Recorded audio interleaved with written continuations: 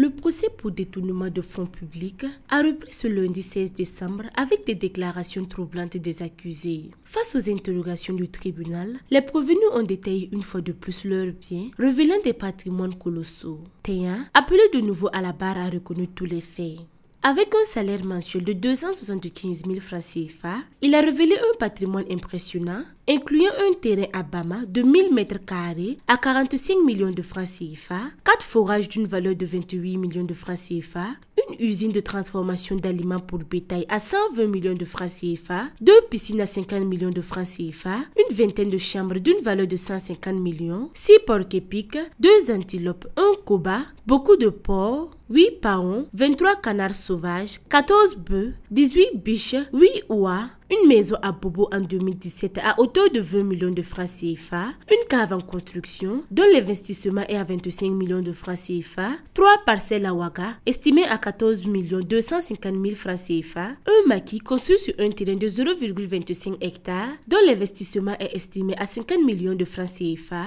un pont permettant l'accès au maquis estimé à 12 millions de francs CFA, 2 véhicules de marque Lexus estimés à 38 millions de francs CFA, un véhicule de marque Mercedes d'une valeur de 8 millions de francs CFA, une moto de 5 millions de francs CFA, une auberge en construction R+2 à Rayongo d'une valeur de 20 millions de francs CFA déjà investie, 3 citernes dont 2 sont fonctionnelles estimées à 90 millions de francs CFA, 2 camions Sinotruc à 70 millions de francs CFA, 4 parcelles à Koudougou à 18 millions, 2 bus à 70 millions, 2 véhicules en location, un véhicule de marque Ford estimé à 10 millions, pisciculture au barrage de Samanteni estimé à 7 millions de francs CFA, une entreprise dont sa construction s'élève à 30 millions de francs CFA, une station de carburant en construction d'une valeur de 50 millions, déjà investie, 3 motoscooters pour sa femme d'une valeur de 2 900 000 francs, une moto de marque Winner d'une valeur de 1 350 000 francs, 7 millions de francs CFA pour battre sa campagne législative en 2020, les dons et autres sont estimés à 14 millions.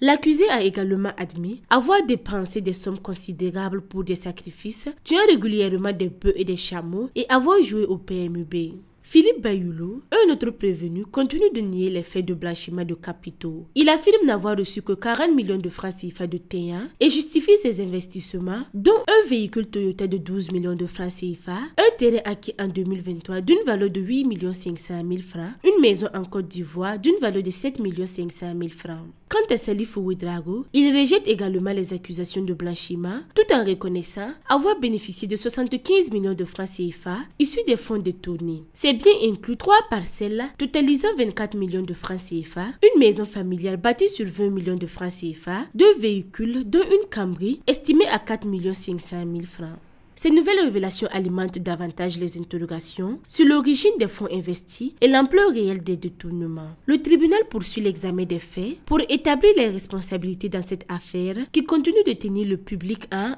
haleine. Il y a une dizaine de motos qui ont été achetées par le siège Téa, notamment des scooters qui ont été offertes,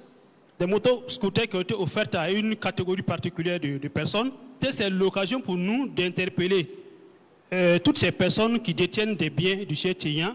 qui sont souvent des détenteurs de bonne foi. Nous présumons c'est de leur bonne foi, mais que nous les interpellons à immédiatement, vraiment immédiatement à partir de ce soir, s'empresser d'aller les remettre auprès des autorités compétentes. Ça peut être un commissariat de police, ça peut être une brigade de gendarmerie ou le parquet de la juridiction la plus proche. Nous sommes informés de certains nombres de biens et je pense que si on y va de manière spontanée, la bonne foi va être confirmée.